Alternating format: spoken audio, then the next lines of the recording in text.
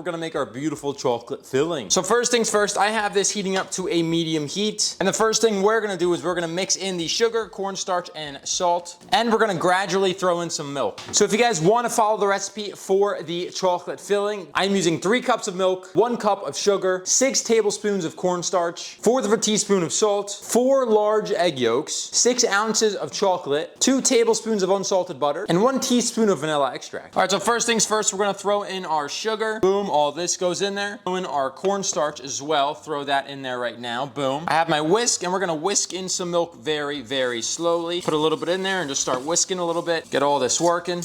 So I've poured in almost all of my milk except for 1/2 cup, which we're gonna use when we temper the egg yolks.